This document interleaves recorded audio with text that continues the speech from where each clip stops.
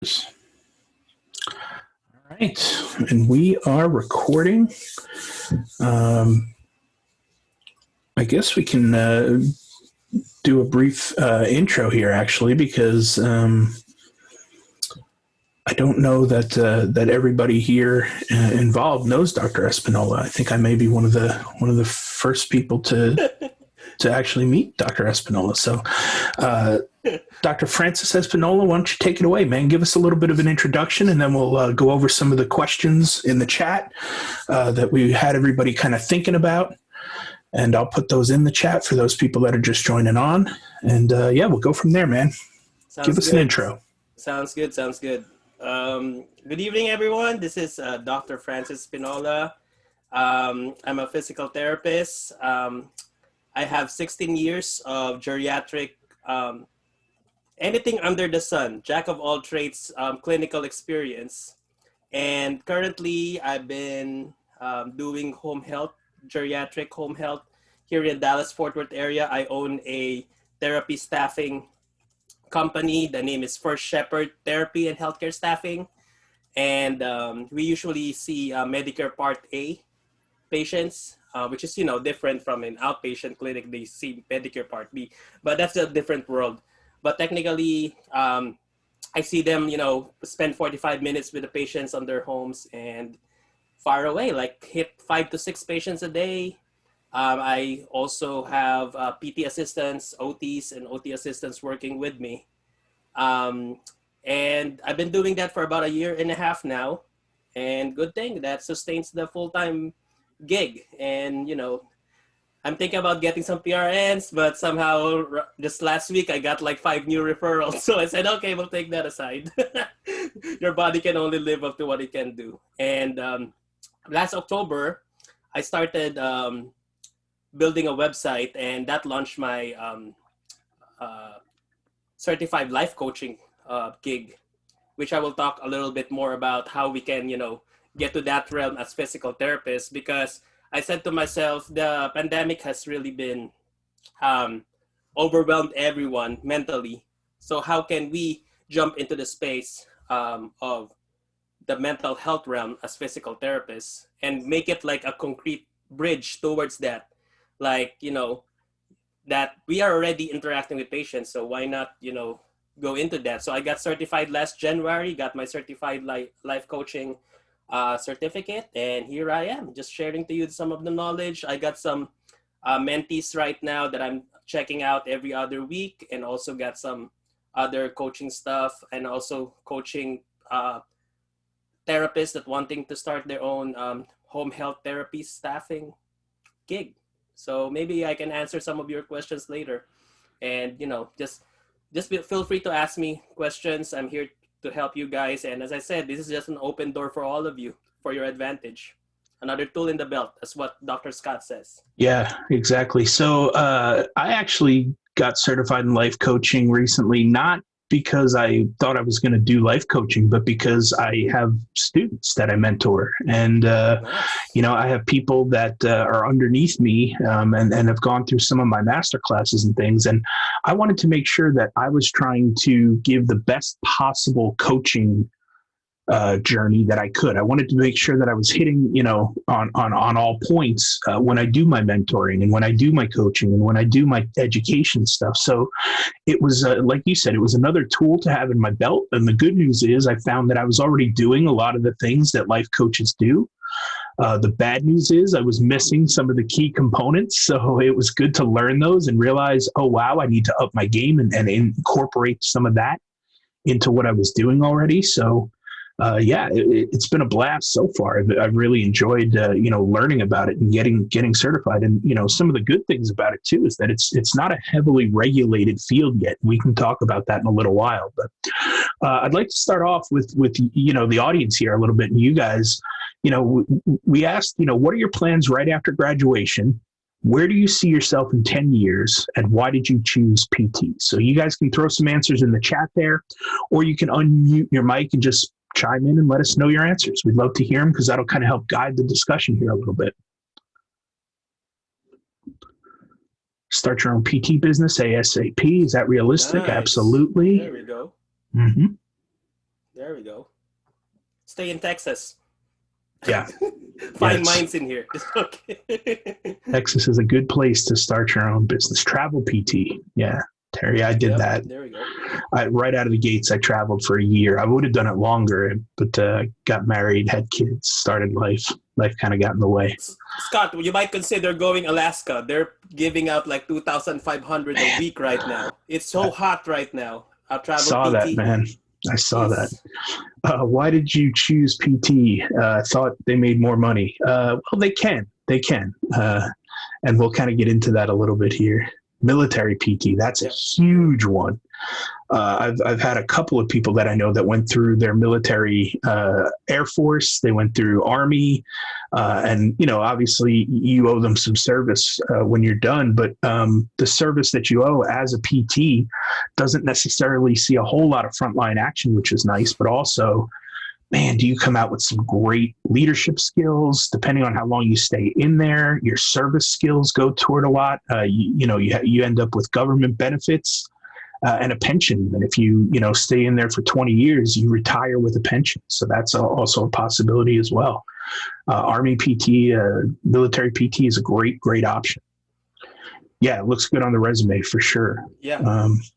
Experience wise, had I to do it all over again, and I probably would have started at a job in the VA right from the get-go and just wrote it out for 20 years and then started my second career sometime after those 20 years. But I didn't exactly know how the real world worked. I couldn't even take care of myself till about 30 years old. So it took me a little while to figure out what I wanted to be when I grew up. All right, well, let's start here. Let's talk a little bit then about just coaching in general, right? Because coaching is a pretty hot term right now, not just life coaching, but the actual word coaching and coaching in general. You see CrossFit boxes use coaches, right? Obviously, if anybody's got kids or they're into some of the sports, they use coaches for sporting events and stuff, right? Even some of the best players in the world, have batting coaches or pitching coaches or quarterback coaches or, every sport, every athlete has coaches, right? So tell us a little bit, Francis, if you would, what is a coach in its, most basic form? And then let's dive a little bit deeper into the life coaching aspect. Let's make it simple. Coaching is an advisor, a guide, a mentor. Not technically like a formal teaching student relationship, but technically like someone like how I say this, if you have like a side-by-side acquaintance, making sure that, you keep up close and upbeat to where you're going. Simple as that, like a tour guide, a tourist guide or something. Just to make it simple, because the key here is not really how we get to the journey. It's really about the process within the journey. So when I say coaching, that's why I love this process, is because by doing so, I'm learning. It's like a two-way street. Like the coach learns from the mentees and the mentees learn from the mentors, and back and forth. So the more that I teach it, the more actually I'm learning and gaining it. So just so that coaching itself is a very, when you say, oh, I can be a coach. Of course you can be a coach because you're a unique individual that has experiences, have a unique set of learning tools on your belt that you can share. So if anyone can be a coach, oh heck yeah, you can be a coach. Yeah, I think that's a really good point because, when I heard coach and coaching, I was like, well, I'm not exactly sure if that's something that I can or should do even. But then, I really dug down and looked into it. And once I got my certification, I was like, oh yeah, I'm doing that already. I'm teaching people. And I like to tell people very rarely am I the smartest guy in the room, right? And if I am, I'm in the wrong room, I like to be learning from even my students. I learn a lot from them too. So, I think it's one of those things where, again, if you just come into it with an open mindset, and you take every experience as a chance to both teach and to learn, you can be a great coach, right? Yeah. So Jose's got a question here in the chat, and I think we'll kind of take a left turn down this Oh, street yeah. because I think it's important. Mm-hmm. What is the certification process like? So let's go over that because, like I said, it's not a very heavily regulated field right now, which is a good thing and a bad thing, right? So why don't you walk us through the certification process? Sure. For you to be a certified life coach, let's just put it on two different phases of life coaching: a life coach and a certified life coach. Okay, a life coach. Hey, Jose, can you be a life coach today? Yes, because it's non-regulated. You have like high school students that you want to mentor or be a soccer coach, you can do it as a life coach. Meaning there's no one stopping you. It's not like we are bounded with a license for Texas or Florida. You can be a coach. You can do this like a Zoom meeting and have a coaching time with someone. But the parameters for you to be a coach, a paid coach, or let's say a pro bono coach, it's up to you. Okay? Meaning no one's going to stop you. But for me, if I'm going to be like a paid coach, I'd rather be certified. Why? Because being certified will give you the leverage and you know how the trajectory of coaching is, specifically with life coach. Let me define life coach first. Life coaching is a type of coaching that you direct the life goals of a certain client. Okay? It's not me telling the client, here's what I want you to be in the next 10 years. It's actually the client telling me, this is what I want to achieve in 10 years. How can I get there? I have idea, but it's just like a mosaic. You get what I'm saying? So can you help me organize a step-by-step process how to achieve, let's say I want to hit this 6-figure, 7-figure profit for my business in 10 years. Walk me through the years that I should do so that I can hit that, and I'm putting myself in a trajectory that I can hit that in 5 or 10 years time. So you see the thing, and my goal is to walk with you, celebrate with you, walk with the challenges with you, and we will have like at least, let's say, a monthly meeting to see where you're at, or a quarterly meeting even. So that is what you need to be a certified life coach. Now, with your question, how is the certification is? I'll tell you, there are tons of certifications out there already. And the one that I took is through the International Association of Professions in Miami, Florida. Actually, there is their headquarters. And they are endorsed by the Shark Tank people. So technically, there's none out there like a federation that will regulate those schools yet. You can get anything. But the thing is, what I learned there is more of the structure, but not how to market yourself as a life coach. It's all the pure knowledge. So here's a very good example why life coach is very important for you to be on your belt. Because life coach, let's say, is the head of an umbrella of different coaching, what do you call this, arms or branches. Under life coach, you will know, is wellness coaching. There's also financial coaching, like an introductory for financial coaching. There's also coaching for business coaching or leadership coaching. There's even relational coaching. There is what they call carbon coaching nowadays, if you like to teach people how to recycle or be green or something in the environment. So there's a lot. And also relationship coaching is very big right now. Like, how to be the greatest bachelor or something like that. And people are actually paying for that. Yeah. I actually worked with a guy who did a lot of marketing and stuff. Josh Forty, he's pretty big in the marketing world, and he pays a mindset coach over $3,300 a month just to get his mindset straight for his business. So he pays her $40,000 a year just to coach him on mindset and what he needs to be successful in his business. Exactly. So again, I don't mean to like scare you guys off and say you're in the wrong field or you're doing the wrong thing, but coaching in general can be a great adjunct to what you're doing. And really, we'll talk about this in a little bit, but physical therapists do a lot of this on a daily basis anyway. Yep. Yeah.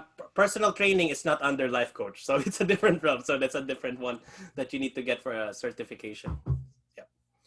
but there are tons. So you can look out there, ask me or Scott what certifications are good and how, I can share my experience with you. Yeah, I'm a lifelong learner, right? If I'm going to do something, I'm going to immerse myself in it and try to learn as much as I can about it, figure it out. I'm curious. I like to learn about things. So, like, if I'm going to do it, I'd like to be certified in it, right? Like I said, whether I use it or not for a business standpoint or not, it's a skill that I wanted to learn to get better at so that I could use it in many different aspects of my life.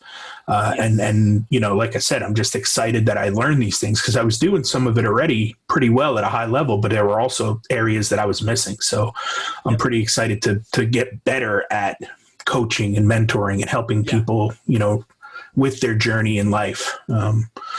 So let's talk a little bit about, what it looks like on a day-to-day, let's say, coach's schedule. Like what does a coaching session look like? If you go to somebody and you're getting, coaching in life coaching, what does that look like to the everyday person that might be undergoing that? Okay.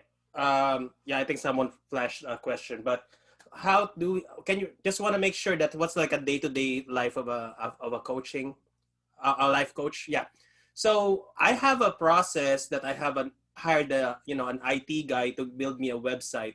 And from there, they can schedule a free 10-minute call with me so that, technically I'm having a little bit of overview of what their life currently is looking at. So I can first look at the big picture. Second, I can address what they are needing immediately right now, like a quick answer on how to get started with a certain strategy with life. And third, is it the right fit for me to cater the needs of this individual? Or I can delegate it to another coach that's more fitting with the journey that this person is going into. So it's more of that. It's not that, okay, here's a client, I need to jump in. But if it doesn't fit on your personality, on your expertise, it's worth it not to really, because you're talking about here a relationship. You're talking about a year worth of relationship that you'll be working with this person, or even 5 years if you have it going, because if they like you, they will really schedule for you and will pay for your time. That's how you attract them, because you don't see them as a number, but you really take care, because if you hit what they need at the first meeting, they will love you for life. They will keep on asking for you and talk with you, and they will pay for it. Yeah. I mean, let's talk about this, because these are a lot of things that physical therapists do, right? Yep. Goal setting. We do that, right? With all of our patients, we set goals and we try to meet them, right? Mm-hmm. Making sure the goals fit not really our needs, but their needs, right? Listening to the patient or the client, right? Or, what are their needs? What are their goals? And how can we help them achieve those, right? And then, like you said, if we don't think they're a good fit for us, we refer out. Right. And so if it really goes down the path of they need mental health professional, well, that's not us. That's beyond us. So, we'll go and refer them out. And I think physical therapists do a great job of knowing when it's outside of our scope of practice and referring to other people for help. Same thing with a life coach, like knowing what they can and can't handle, and knowing the difference between like being a mental health professional versus a life coach, and realizing when to send them off to somebody else. So I think there's a lot of parallels here for sure.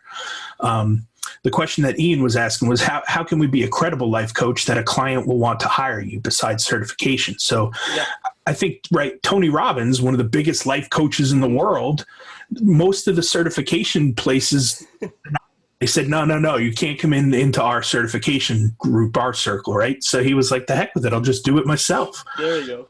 So again, I think, and I don't know what your feelings are on this, but I do think a certification is slightly more important than not being certified, but then beyond that, it's a matter of, like you said, which one do you go to? How do you, set up a credible business to help with life coaching? Yeah, and that's an example for you why I really push with certification. Last October when I launched and I, market everywhere, Facebook ads and everything, someone emailed me, an OT. I'm just giving her first name, and said, what is your credibility to be a coach? I don't even see in your resume that you are a life coach or something, type of coach. You know what? I kept quiet, did not criticize back, and just get a certification, work on it, finish it in one whole week, like intensive, take the assessment exam, and bam, there's your certification. And after that, there are no more criticizers, even though I market myself, out there. Just an example for you so that you don't get to that, because it can be frustrating, but it's also an eye opener. Yeah. All right. Let's do this next. Let's talk about some of the traits or characteristics that you think would be good for those who are interested in going into coaching of some sort. And, what are some of the steps that you would say to kind of get started? First, Scott, for sure, you want to listen. I mean, a good coach is the one that really wants to listen. Probably the first, let's say in a 1 hour session, the first 15 minutes is all about the client. Really just venting out, maybe you can jump in some clarifying questions, but it's all about listening. If you have the skill to listen and ask the right questions, because the right questions will lead them to their answers themselves. So I think that's a skill. It's not easy, but with some emotional intelligence books maybe, or get some personality tests. Like, I'm a fan of the Enneagram. If anyone is there who knows that, we can geek about that, talk about it sometime. So, but those are the tools that I'm using throughout the years. And I believe that once you have that, feel that, okay, this guy is relatable. He knows what he's talking about. I ain't no John Maxwell or Tony Robbins, but there's always a personality that will fit on you. There's like, okay, someone is already doing that. No, John Maxwell will not be the person maybe for Scott or, for me, but for sure, Francis or Scott has someone that can mentor or be a good fit personality-wise for this client. Yeah. I think that realistically, like you said, there's somebody out there for everybody, right? Yeah. There's somebody that will, benefit from your knowledge, your experience, your life path. So I think that it's important to, realize that, like, not everybody is your client, just the same as not every patient is right for your business, right? For me, with my mobile physical therapy practice, not everybody's my client, and I'm totally comfortable with that and okay with sending them down the street to somebody who takes insurance, like, hey, I'm out of network, 100% cash pay. Like, I can treat you when we can do that. Or if you want to use your insurance, there's a clinic down the road and you can, see him. I'm totally fine with that too. And it's getting comfortable with that and knowing that not everybody is a good fit and not everybody is your client. And again, I say this often, but most businesses are more alike than they are different, So whether it's life coaching or whether it's a cash pay mobile physical therapy practice or whether it's a bakery, we all have the same basic problems. And that's, we got to get new clients in the doors, but they also have to be a right fit. They have to be a good fit. Our clients have to be the ones that we want to serve, and we know how to serve them best with our product or our services or whatever it may be. So then it becomes a marketing problem, right? You got to then go out and market. So, all right. Any last remarks or final words of advice that you want to give before we open it up for questions? Sure. You know what, Scott? When I opened this life coaching gig, I talked with my IT guy, because he's the one that, by the way, that drfrancisdpt.com, that's my website where you can book coaching sessions with me. So at least you have an idea, even, because I built that so that it will be convenient for anyone who wants to have me as their coach. But what I realized is when we are talking, because this is technically my second business, he told me, Francis, you know what? Just looking at the concept of life coaching, this is your retirement right here. And that really blew my mind. You know why? Because I'm investing on something that can be leveraged throughout the years. And what you can only do is just really increase your impact and influence to other people. Because if you're doing and treating them right, they will refer more people to you anyway. It's not like a one-time, 1 year, and you'll be big life coach. No, just be consistent, be disciplined to yourself to treat the people right, answer the questions that they want to hear from you, and also, be transparent, be vulnerable to them. That's the key, so that you're relatable and they will like working with you in the long run. And because, with physical therapy, we love helping people. I feel that this, as a physical therapist, it's my advantage to be interacting with people and solving their physical issues. But as I said, if we can cure the mental, the behavioral aspect of it, and adding life coaching to the belt, once they're discharged from physical therapy, they might want to have like a mentor or a friend to get them on the right foot, let's say on business or in life or in relationships. Then that's another thing. That's a lifelong relationship, a lifelong client that will trust you and build around it. I mean, about the monetizing, that's the thing with me. I feel like when I want to monetize something that's close to my heart, it's hard. But there's always a way for that. And probably we can answer a question how to monetize this in the long run. But first, you want to, as I said, build your credibility as a life coach, being a person of good ethics and a personality that's vibrant, that's positive. Start listening to podcasts of positive people, encouraging people, because you'll learn a lot from them. That's it. Yeah, that's awesome, man. I like that quote that you're the sum of the 5 people that you most surround yourself with, Yep. And I think that's very true. Even if you're not one-on-one directly with these people and friends with them, listening to them on podcasts and reading their books and things, that can get you some of their mindset and some of the way they see things and the positivity they bring and the different, outlooks on things they may have. So I definitely love that aspect of things. But, I think it's important to note here that it's not like we're saying, hey, quit PT school and go just life coach all day, every day. That's your thing, right? I love the idea of putting it in your tool belt as an extra added bonus, right? Like an added weapon, because one, you can do it while you're a student still, right? So you theoretically could open up your life coaching business as a student, right? You just like a personal trainer, you could do the same thing. I know a lot of students that worked their way through school as a personal trainer, and then when they graduated, they became a PT, totally cool, totally legit. But I think it's also, a good tool to have in your toolbox so that, when you do go out there and start, being a PT, if you do want to start your own business, but you want to keep it kind of separate from the world of physical therapy, life coaching gives you another option.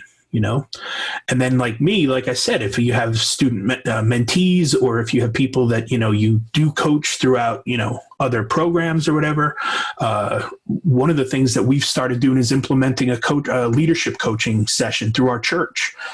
Same thing. I'm teaching these young kids that are getting ready to graduate and go off to college how to become leaders, And so again, it's coaching. It's more coaching, right? My kids, eventually I try to help coach my daughter's basketball team, but that's she doesn't want to listen to dad. She'll listen to the coach, but she won't listen to dad. So that's there you go. I haven't figured out yet, but coaching is one of those things that eventually it's a skill, and molding young minds and helping them reach their goals and become the best possible version they can be.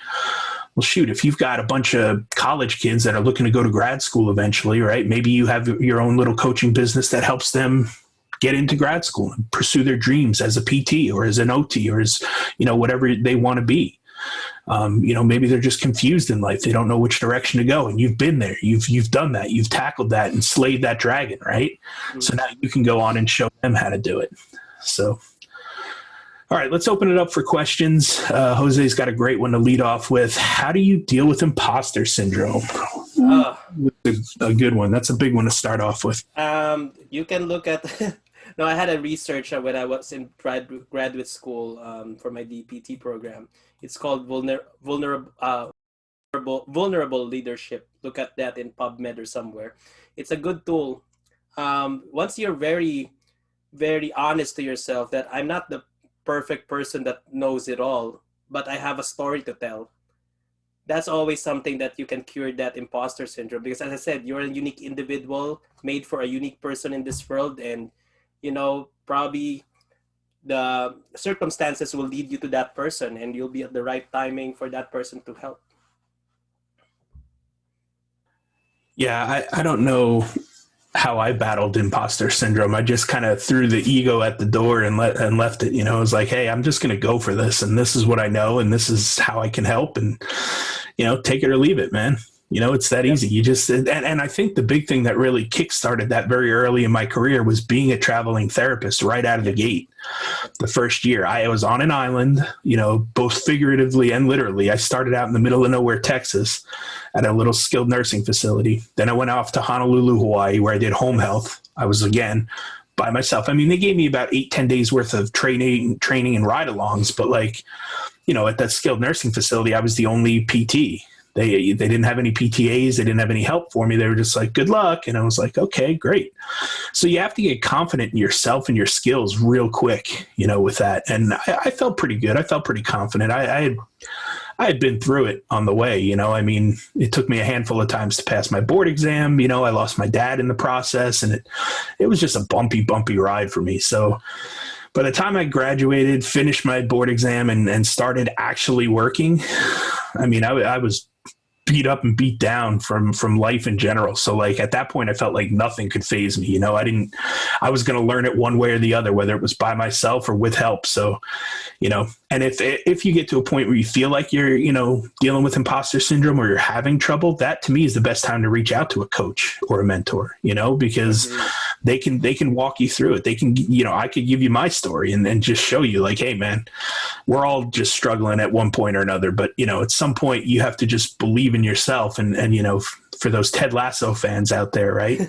You got to believe, just believe, man, because you can do it. If you made it into grad school even, and then you got through grad school, man, you can do anything. Trust me. I mean, if I can finish a terminal degree in a dissertation, anybody can do it. Trust me.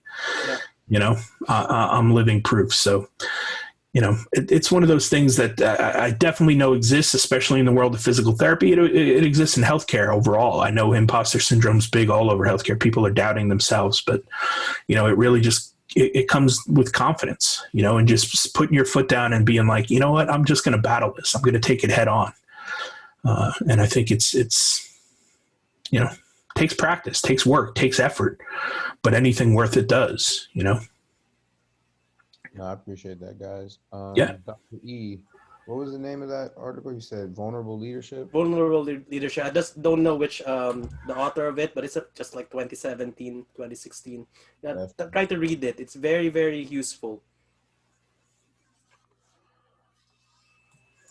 I'll put that in the chat too, just in case. Yeah, I just later I can shoot put as exact author of that. Yep.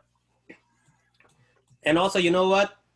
If I'll jump into travel therapy immediately after graduation, I'll do it right now. This is the hottest time to go travel therapy after graduation. To be honest, I've never seen those rates skyrocketing this time. Well, they're all coming back out of the pandemic, so they're hurting for people right now. And yeah, the money's out there. Believe me, if that's something you want to do, it's time. There's even like a facility in Iowa that will pay you $20,000 for like 2 years, 3 years. It's sign on. I mean, but hey, you'll get that chunk of student loan quick if you grab that. Yep. Yeah, it's a nice little bonus. What is the best way to attract clients as a life coach as a young PT? Well, again, I don't even think you need to be a young PT. You could be a student still, you know? It's like that Catch Me If You Can movie with Leonardo DiCaprio, right? He pretended he was a bunch of things and made a bunch of money, kind of faking it till he made it kind of thing. And one of them was he was a professor at BYU, a sociology professor. And the FBI asked him when they finally caught him, they said, how did you know how to be a sociology professor? And he said, I just read 1 or 2 chapters ahead of the class. And that's literally it. That's the answer. You just have to be slightly ahead of the people that you're teaching. And I think, when you're coaching somebody, your experiences to date have gotten you into and partially through grad school, whereas they're not even there yet. So they're looking to get into grad school, or which grad school should they go to, or which program should they attend, right? You can help get them through that point because you've been there, you've done that. So I think it's a matter of finding the clients that best suit your story and your journey. Would you agree with that, Francis? I agree. And guess what? Here's the thing that I'm here's a top secret. So you're blessed to hear this from me. I'm going to community colleges here in Dallas, Fort Worth, get to them, be like a resource speaker for them, and build a community of students of different courses. Because let's say you're ahead of them. You already graduated. Work toward the groups of the freshmen. That's an opportunity there. Guess what? Look at my website. I charge $150 for an hour to talk with me. Think about it. Will you pay $150 for a certified life coach if it can save you $10,000-$20,000 of student loan and get you to the right strength that you have, so that when you go to another course or something like a direction for your PT career, you'll hit it and you'll enjoy it? I'll pay $150, man. Yeah, it would have saved me a lot of money. I definitely, in hindsight, like I said, I would have, if I had to do it all over again, I would have done community college for 2 years, then state school for 2 years, then state school for grad school, and just stayed miserable and cold in New York for a couple extra years just to grit through it, Yeah, but, I joined groups from my DPT school, and even other DPT schools. I join in them and just see out there what the possibilities are of forming small groups, and there will be pools of potential clients. Just be a good contributor to it. That's the power of social media. Use it. Have a podcast. I mean, I'm leading Lead Plus Well. I have 35 episodes. You can check it out on Spotify. Just throwing my word out there about leading well and enjoying life. Yeah, and that's key, right? You by going to the community colleges, that's perfect, because those are the people that you're going to help guide after community college. What's the next step? What do I do? Where do I go? How do I do it? By having 3 or 4 different groups in these different community colleges all around, that's a really great clientele, because again, they're still moldable. They're still uncertain, unsure where they should go, what they should do, how they should do it. So I think that's a super huge tip right Scott, there. Invite their parents during the webinar if you're doing that. Yeah. Because that will be key for you to, okay, I'll pay Scott $150 because it looks like this guy makes sense. Right. He's been there. He's done it. He knows what's up. There we go. I hope I'm helping you guys, but that's just how it is. Just market yourself. Let's see. Do you have any advice on how to go about a sign-on bonus? I've heard some companies can be tricky with their contracts. Yeah. Yeah, that's a tough one. Sign-on bonuses, to me, can be a red flag, right? It depends. You've really got to do your research on the company, because some of them use sign-on bonuses because they're hurting so bad and they can't get people to work there because it's not a great fit. It's not a great company. Its foundation is weak. And so they try to lure you in with sign-on bonuses, and then you have to stay throughout the term to collect the sign-on bonus, and they give it to you up front. So if you don't, then you've got to pay it back right before you leave. So there's a couple ways to go about it. If you go into it knowing that you're only there for the sign-on bonus and you're going to, stay for the bare minimum and collect that sign-on bonus and then take it for seed money for whatever your next thing is, or to put a big chunk down on your student loans, whatever it may be, then you realize you're in it for the long haul. You just got to grit it out. Usually it's about a 2-year period. It could be longer, but really 2 years is about the average length of stay to collect a sign-on bonus. Yep. For me, I don't know that the sign-on bonus is worth it, because I just wouldn't want to be locked in somewhere for that long. I like the idea of travel therapy where you can get paid, just as much, if not more, than a sign-on bonus would pay you. But also the contracts are much shorter. They're 13 weeks apiece. So you can get through anything in 13 weeks. It goes by in a blink of an eye. Yeah, and it's tax-free, which is huge. Yep. So you take home what they posted in there. Yeah. Elaborate on that. What's tax-free? So let's say you're making $100,000 as a physical therapist, right? You're going to get taxed. You're depending on where you live. Like, luckily, Texas doesn't have a state income tax. Yeah, you still have to pay federal. That's all 50 states. You have a federal income tax that you have to pay, but Texas doesn't have a state income tax, which is nice. I don't know if Florida does either. But yeah, it's good. I mean, it's a good situation to be in. But let's say you're in a state like New York, for instance, where you have a federal income tax and a state income tax. You end up losing about 33% of your income to the government for taxes. So instead of taking home at the end of the year $100,000, you're only really taking home about $66,000 because of taxes. So what the travel stipend does is, because you live X amount of miles away from your home base while you're doing traveling, they give you a stipend that is tax free. It's like they call it a travel bonus, where because you're outside of your home base for X amount of weeks, they're giving you this money, tax free. So like, let's say, if you were to travel with a company and make $100,000 for the year, if 20,000 of it is travel bonus or stipend, that money's tax free. So they can't tax you on that 20,000. You're getting that cash in hand. You can do with it what you want, but the government's not taking a chunk. They're only taking the tax on the $80,000. So you lose less money to taxes that way. You can do online life coaching on the weekend. Yeah, right. I would much rather do life coaching or my own business or my own anything on the weekends as opposed to PRN working for somebody else, for so many reasons. The money's decent in PRN, but again, like you're still having to see 4 or 5 patients. You're still having to do all the documentation. And at the end of the day, you're making a little bit of money, but the company's still the one getting rich off of your work on the weekends. And it's just not worth it. I would much rather get the tax benefits and tax breaks of starting my own business, whether it be life coaching or whatever, and then just see, 3 or 4 people over the weekend, make my $400 or $500 for the weekend, as opposed to PRN rates of, $50 to $75 an hour, where I work 8 hours and I'm still making $300, $400 and then getting taxed on it. So, and again, you'll get taxed on your business, but there's ways that you can offset some of that taxation through write-offs and stuff. So that's a whole nother rabbit hole for another day, but that to me is worth it. The answer is almost always start your own business.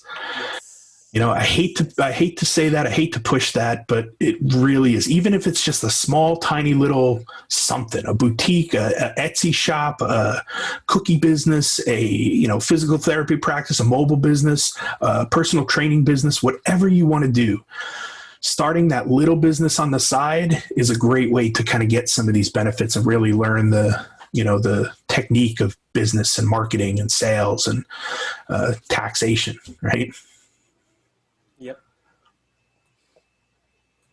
Anything else? Anybody else? Yeah. If I could just add something really quick, it's up, as you guys are going through the process of figuring out where you're going to go next, right? And I know that we're talking about developing your own business, which is, again, that's what this group is about. But if you have questions specifically about potential job offers, if you're looking at, travel or PRN or salary or hour or whatever, please do not hesitate to reach out. We have several professors with a lot of experience in a wide range of settings. And we're here to help you navigate those things as well. Yeah, that's a great point. Again, it's just like using your mentors, we've been through it. We've been there. We've done that. Use your network, use your resources. You're going to hear me say this ad nauseum. You're going to get sick of it by the time you graduate, I'm sure, but your net worth is, your network is your net worth, right? And it's true. Start networking now, because at the end of the day, you never know who's going to be able to help you and how you're able to help others. So, they may be looking for somebody that's got your specific skill set, and all of a sudden you're like, oh, I can help you with that, and boom, there you go. You've got a new relationship, maybe a possible job potential, network. And I agree with Scott that you went to doctorate school to be this is my thing. I just graduated last year from my post-professional doctorate. I didn't went there to be an employee again after graduating. I went there because I want to build and network more and more businesses. Grow this business. I'm looking for setting up a brick and mortar, a mobile outpatient therapy later part of the year and such. So Scott has been also helping me getting to these people that can help me and mentor me to make sure that we're doing it the right way. So meaning there's a huge opportunity for you guys. Don't listen to hearsays that there's no money here in therapy school, because that's a big lie. You just need to use your neurons to its to the max, so that you'll have the benefit of it. I mean, that's why you're in a doctorate degree. You need to use that. Yeah. And I think, the other thing too is like, if you work with me, especially as like, a coach or a mentor, whatever it may be, you're also gaining access to my life's experiences and my life journey and my network, right? If I don't know the answer to your question, but I know someone who specializes in it, guess what? I can send you over to them because I know they have the answers. So, boom, you just found the answer 10 times quicker than researching it yourself and trying to figure it out and learn it, right? I sent you to a guy, you hopped on a Zoom call and boom, you got your answer. So I think that it's key to, like I said, not only grow your own network, but know who's around you in their network, right? And who you can go to and how to ask and when to ask for certain questions, Anything else? I got a question. Yeah, I like what you said, Dr. E, about not being like an employee after a doctoral education. So as a student, what could we be doing right now to kind of be ready or kind of tailor ourselves for that dual experience of being a new clinician and being a business owner or practice owner, whatever it may be? I mean, first you need to really pass that freaking NPTE. True. You need that piece of I'm paper. just telling you, that's your credibility right there. You need to get to the huddle of really studying hard to pass that. After that, while doing that, expand your network. Like, even students, even your other schools, network, because by doing that, that will be all your tools that you're needing to market. Networking is equals to marketing. And, start your, if you have a, what do you call this? If you have a gift of speaking, have a podcast. If you have a gift of writing, have a blog. Create a small book, through Amazon. Do something like that because technically that's your credibility. So don't hesitate to do those things as early as now. Okay, if you have that passion in you, just put it on writing. Start journaling or something. I journal. I have it right here so that I can do something and I can add value to my podcast. So I'm old school, but hey, that's the only things you can do. And as I said, there will always be an audience for you. Have that abundance mentality is what Dr. Scott always says. There's always something for everyone. Yeah, and I would add, for $50 a year, private practice section has student availability to their programs. I would strongly recommend that you join up for the private practice section. And I'm not just saying that because I'm a member. Those of you who know me know that I'm very open and honest about the APTA, and I have mixed feelings about their pros and cons. I talk about this in PTP1 a little bit. There's definitely some good things they're doing, and there's definitely some not so great things they're doing. And so I'm torn on the APTA, but I pay my dues every year because I feel like they're the ones that best represent us, and they go to bat for us when things come, down from Capitol Hill or whatever, right? So I pay my dues there, but at the same time, use the benefits that you can, right? The private practice section is normally like $150 to $300 maybe for membership every year, but for students it's $50. So if you're looking to open your own business or your own practice right out of the gates, get membership now while you're a student. Soak it all in, get all the info you can, and then it really does. They have a How to Start Your Business 101 book, and that's I think it's a free resource once you're a member. That basically gives you all the tools you need to start your own business as soon as you graduate. And then on top of that, I will say that APTA and private practice isn't the only way to learn how to start your own business and market it and stuff like that.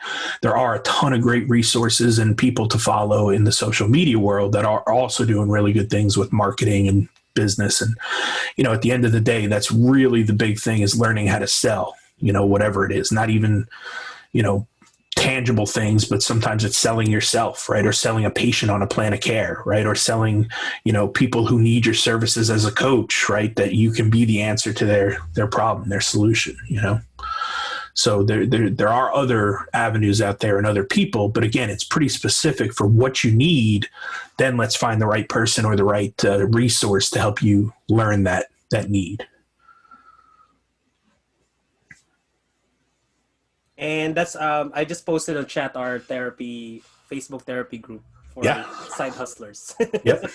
So you can see there. So if you have a side gig also that's not therapy related, post it in there.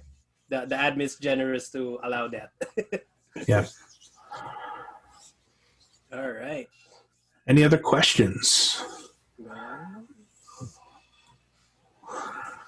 All right. Well, again, Dr. Espinola, thank you so much for coming on and for, teaching us and educating us a little bit about coaching, life coaching. And, I appreciate your time and your insight into business and the real world. So thank you for that. And like I said, if anybody has any questions, we'll have them reach out to you.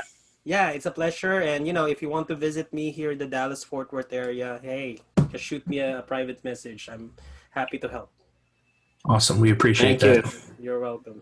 Awesome. Thank you, Thank guys. you. Good evening. Thank you.